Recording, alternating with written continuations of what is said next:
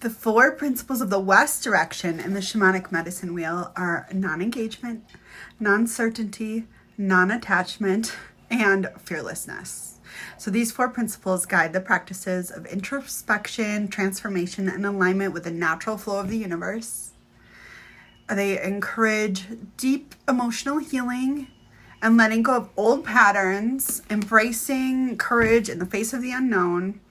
Here are the integrated practices and teachings of the West direction, including wisdom from my own personal journey. Okay, so the first one, non-engagement.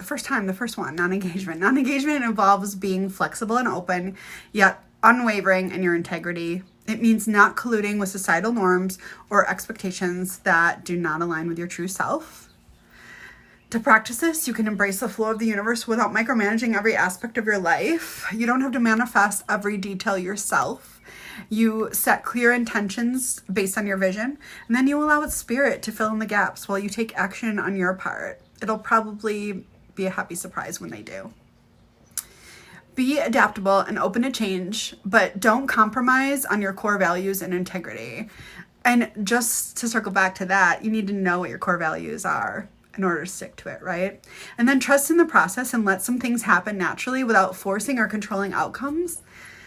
So when I first blew up on TikTok, it was completely unexpected. I was just posting my own twin flame tarot readings in the morning without any intention of gaining followers. In fact, I was really embarrassed about my twin flame journey and my obsession with the person that I believe to be my twin flame. So despite my fears, I trusted the process and followed my visions, astrology and human design, and this approach led to an incredible outcome. I gained 44,000 followers, 2 million likes, 6-figure income that allowed me to quit my day job and be home with my son, which was always my ultimate goal. So when I embrace the flexibility and integrity, I let the universe guide me to a place that I couldn't have even planned. Like, how would I have come up with that when I was a corporate finance leader? All right. Let's move on to non-certainty. Non-certainty involves letting go of the need for absolute certainty in life. It's so hard some days. It encourages embracing the unknown and being comfortable with ambiguity. So to do this, you have to cultivate a mindset that is open to possibilities and willing to explore the unknown without fear of making mistakes. To embrace ambiguity, you have to accept that life is unpredictable and that uncertainty can lead to growth and new opportunities. You have to rely on your intuition and trust that the universe will guide you even when the path is not clear. So for me personally, filing for divorce was one of the most terrifying decisions I ever fucking made. My ex-husband had called me the C word. Yeah, that C word, in front of a therapist. And despite leaving him 7 times before, I always went back. I was living in constant criticism and fear. I struggled with panic attacks, yet I feared that leaving would mean that the problem was me, even though deep down I had this little voice that knew I had the strength to change my life. So one morning during quarantine, I snuck out of the house, went to the courthouse, filed for divorce myself, came home and served him myself. Embracing the unknown despite my fears led to a personal growth and a new beginning for me where I could feel safe and secure finally. All right. The practice of non-attachment, I talk about this one all the time, especially in a world where law of attraction tries to teach you that you should stay attached to your visions. So non-attachment is about letting go of the worries and fears, particularly the fear of making mistakes. It involves releasing attachment to specific outcomes and people and being present in the moment. So to do this, we have to develop unwavering commitments based on our chosen path while releasing the need to control or cling to specific results.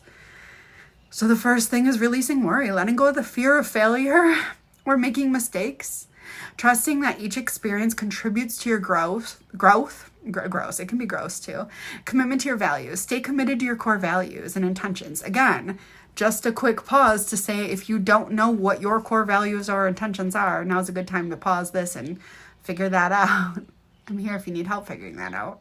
But then sticking to them. But remaining flexible about how things manifest. So story time, again, my twin flame journey taught me the most about non-attachment, and that's how I came to find this work. Despite spiritual insights and visions, reality showed that the relationship wasn't going to work in real life, ever. Clinging too tightly to outcomes led to disappointment and repeated heartbreak with this person and elsewhere. And through multiple rounds of dating other people and facing abandonment after my divorce, I learned to let go of expectations. Once I embraced non-attachment, life became much easier, bringing peace and new possibilities. And I was no longer shitting on myself for things not manifesting exactly as I intended, right? All right. And the last practice, fearlessness. We use this word a lot, but I don't think we really think about what it means. Fearlessness means practicing nonviolence and peace in all aspects of life. It involves responding to challenges with calmness and compassion and integrity. You can actively cultivate peace and nonviolence in your thoughts, words, and actions. You don't react from a place of anger anymore, vindictiveness, or violence. In application, you can practice calm and compassionate communication, even in challenging situations, even in traffic. Inner peace, you can cultivate inner peace through meditation, mindfulness, and other spiritual practices. So for me, I think parenting has been the greatest teacher of fearlessness for me.